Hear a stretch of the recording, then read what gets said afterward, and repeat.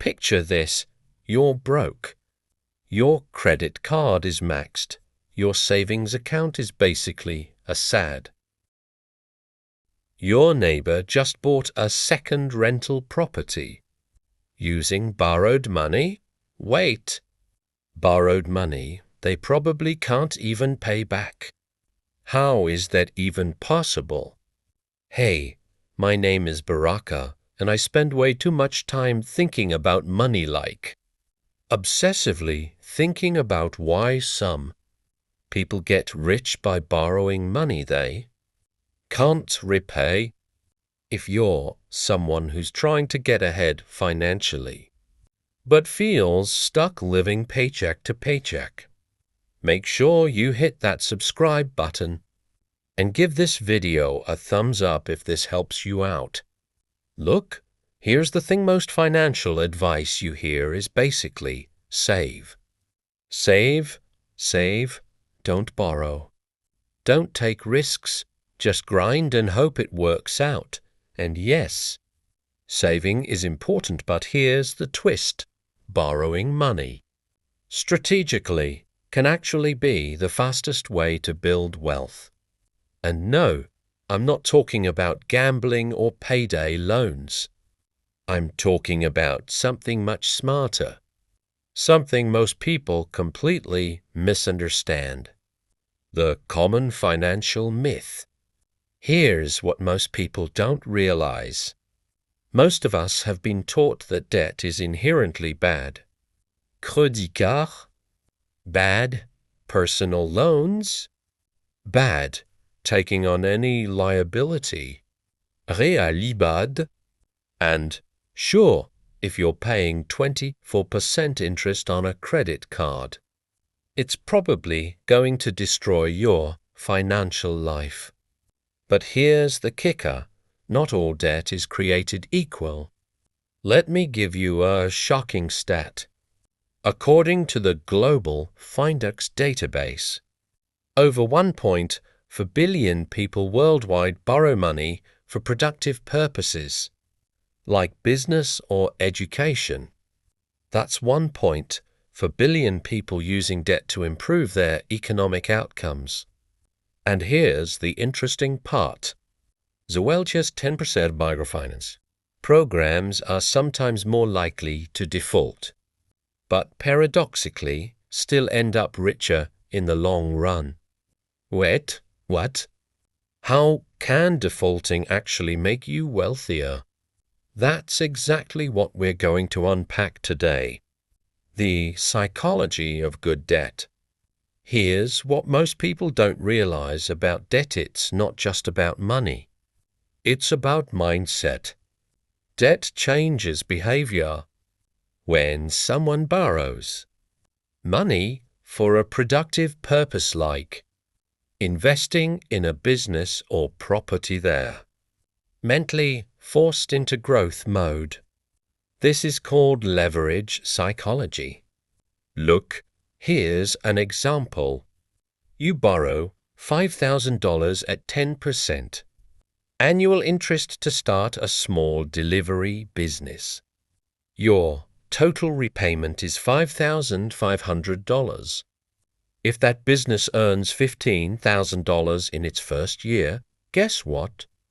You just turned a $5,000 debt into a $9,500 profit. Now you might be thinking, Baraka, that's obvious if it works, but what if I fail? Exactly. This is where it gets really interesting. Most people never take the risk.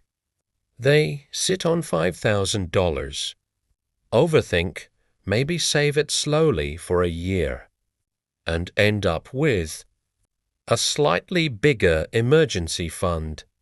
Meanwhile, someone else borrows, invests, risks, and multiplies that same $5,000 tenfold. So what can you actually do if you want to start using good debt to build wealth? 1. Start small. Borrow $500, $1,000 for a low-risk side hustle first. Example: online business, delivery, service, tutoring. 2. Calculate ROI before borrowing. Example: $1,000 loan at 10% interest gives repay $1,100 in 12 months. Make sure your business can realistically earn $2,000 or $3,000 in that time. 3. Use Committini microloans or peer-to-peer platform. Look at platforms like Kiva, Zidisha, or local community lending groups. 4. Document everything and track cash flow. Borrowing recklessly fails. Borrowing strategically requires discipline. 5. Reinvest gains. Don't spend the profit immediately. Reinvest to build compounding growth. Remember, this isn't gambling. This is intentional, strategic growth using money that isn't yours wisely. Motivational close. Here's the truth I want you to take away. Most people are afraid of debt. The wealthiest entrepreneurs leverage it. It's not magic. It's math. It's psychology. It's courage combined with calculation. You don't need a fortune to get started. You just need a plan, discipline, and the willingness to borrow strategically and take calculated risks. Borrow smart, invest smarter, and over time. Watch compounding do its thing. So here's my challenge for you. Look at your finances today. Where could a small, smart loan help you create value instead of just debt? Comment below. I want to hear your ideas. And if this video gave you a fresh perspective on debt and wealth, hit that like button and subscribe. Because we're just getting started with the secrets the financial elites don't want you to know. Thanks for watching. Until next time, think bigger, take smart risks, and make your money work for you. It's the psychological willingness to use leverage that separates average earners from wealth builders. Real microfinance examples. Here's the real world stuff that blows most people's minds. Microfinance isn't just about giving tiny loans to struggling entrepreneurs. It's a lab for good debt. Example 1, Bangladesh Grameen Bank. Founder Mohammed Yunus gave $27 to a woman to start weaving baskets. That $27 loan over time helped her build a small enterprise that supported a family of 5, eventually employing others. Many borrowers couldn't fully repay immediately, but the wealth generated from the business far outweighed the loan. Example 2, Kenya, M-Pesa microloans. Entrepreneurs borrow $50, $100 to start small ventures like vegetable stalls or motorcycle taxis. Statistically, 30% of these loans are not fully repaid on time. Yet, borrowers who strategically reinvested the money often ended up building multi-thousand-dollar businesses within 2 to 3 years. Here's what most people don't realize in these systems. It's not about avoiding default, it's about managing risk smartly, knowing when to borrow and using it as a growth engine.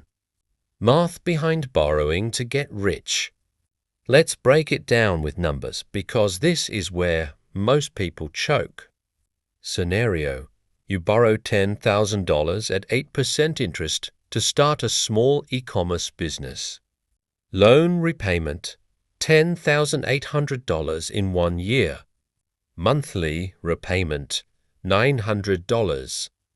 If your business earns $1,500 month. Total income in 12 months, $18,000. Subtract loan repayment, $18,000, $10,800, $7,2 profit.